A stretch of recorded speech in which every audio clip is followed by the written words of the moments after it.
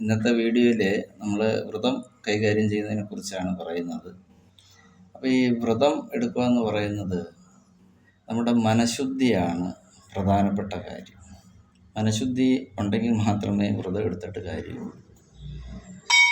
ഇപ്പം മനഃശുദ്ധി എന്നുദ്ദേശിക്കാൻ നേരത്ത് നമ്മൾ അഹിംസപരമായിട്ടുള്ള കാര്യങ്ങൾ, കൂടാതെ സത്യപരമായിട്ടുള്ള സംസാര കാര്യങ്ങൾ, ഈ കള്ളം, മറ്റ് കാര്യങ്ങൾ, അതേപോലെ തന്നെ ശരീര ശുദ്ധീകരണം, അതേപോലെ തന്നെ മത്സ്യമാംസാദികൾ, മദ്യം, ഇങ്ങനെയൊക്കെയുള്ള ഒരു പഞ്ചധർമ്മപരമായിട്ടുള്ള കർമ്മങ്ങൾ വളരെ ശ്രദ്ധാപൂർവം നിന്ന് ശരീരശുദ്ധി ചെയ്ത് ഒരു 3 ദിനം കഴിഞ്ഞെങ്കിൽ മാത്രമേ നമ്മളൊരു വ്രതം ആരംഭിക്കാവൂ.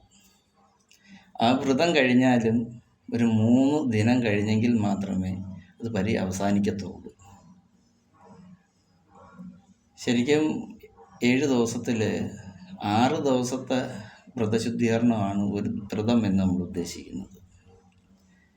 ആ വ്രതം വർഷത്തിൽ ഒരു തവണ ചെയ്താൽ തന്നെയും ആ ഫലം നമ്മുടെ ശരീര ആസകലനം ഉണ്ടായിരിക്കും. കാരണം മനഃശുദ്ധി ഉണ്ടാകും, നമ്മൾ വിചാരിക്കുന്ന കാര്യങ്ങൾ മംഗളകരമായിട്ട് നടക്കും, നമുക്ക് സമാധാനം കിട്ടും. അപ്പം സാമ്പത്തികപരമായിട്ടുള്ള കാര്യങ്ങൾക്ക് വേണ്ടി പ്രത്യേകിച്ച് വ്രതം അല്ലെങ്കിൽ മറ്റ് പൂജകളോ ഇങ്ങനെയുള്ള കാര്യങ്ങളൊന്നും പിന്നെ സാമ്പത്തിക വർധനവിന് വേണ്ടി ചെയ്താൽ കിട്ടുമോ എന്ന് നമ്മൾ ചിന്തിച്ചുകൊണ്ടൊരു വ്രതം എടുക്കുന്നതിനകത്ത് ഒരു കാര്യവുമില്ല. ഇവിടെ അത്യാവശ്യം വേണ്ടത് നമ്മുടെ അറിവാണ്. അറിവും പ്രകാരമായിട്ട് ആ കർമ്മത്തെ നഷ്ടപ്പെടുത്താത്ത വിധം അതിനൊരു ഊർജ്ജപരമായിട്ടുള്ള ചിന്തകളും ഊർജ്ജസ്വലതയോടുകൂടി നിന്ന് ആ കർമ്മം അവസാനിക്കുന്നിടം വരെയും നമ്മൾ കൃത്യമായിട്ടുള്ള ആ പഞ്ചധർമ്മകരമായിട്ടുള്ള കർമ്മങ്ങൾ കൃത്യമായാൽ തീർച്ചയായിട്ടും ആ ഒരു വ്രതത്തോടു കൂടി തന്നെ നമ്മൾ ഉദ്ദേശിക്കുന്ന കാര്യങ്ങൾ മംഗളകരമായിട്ട് നടന്നിരിക്കും.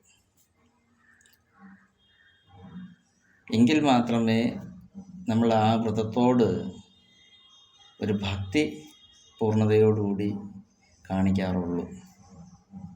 ആ ഭക്തിയിൽ ആ പൂർണ്ണതയോടുകൂടി ആ വ്രതത്തെ നമ്മൾ വിശ്വസിക്കണമെന്നുണ്ടെങ്കിൽ നമ്മളുടെ കൃത്യനിഷ്ഠപരമായിട്ടുള്ള കാര്യങ്ങളും ഈ പഞ്ചധർമ്മപരമായ കാര്യം ശ്രദ്ധാപൂർവം കൈകാര്യം ചെയ്ത് എങ്കിൽ മാത്രമേ ആ വ്രതം മുന്നോട്ട് ഫലം നമുക്ക് തരികയുള്ളൂ. അപ്പോൾ ഇത് വളരെ പ്രധാനപ്പെട്ട ഒരു കാര്യമാണ്. അല്ലാതെ ഇപ്പം നാളെ ഷഷ്ടിയാണ് അല്ലെങ്കിൽ ഏകാദശിയാണ്, അപ്പം അതിൻ്റെ തലേ ദിവസം പോയി മത്സ്യമാംസാദികളെല്ലാം നമ്മൾ ഒഴിവാക്കിയിട്ട് അന്നത്തെ ദിവസം വ്രതവും പിടിച്ചിട്ട് പിറ്റേ ദിവസം ഉച്ചയാവാൻ നേരത്ത് പോയി മത്സ്യമാംസാദികൾ കഴിച്ചാൽ അത് വ്രതമാവത്തില്ല.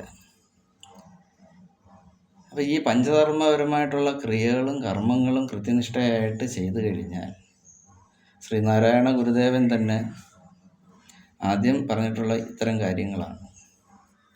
അപ്പോൾ ഈ ശുദ്ധീകരണ ക്രിയകൾ കൃത്യമായാൽ ബാക്കി ഏത് പൂജാതി കർമ്മകാര്യങ്ങളായാലും വ്രതങ്ങളായാലും എല്ലാം ആ ഫലം നമ്മുടെ ശരീരത്തിൽ അടിയുറച്ച് പൂർണ്ണ ചൈതന്യത്തോടു കൂടി ഉണ്ടായിരിക്കുന്നതാണ്.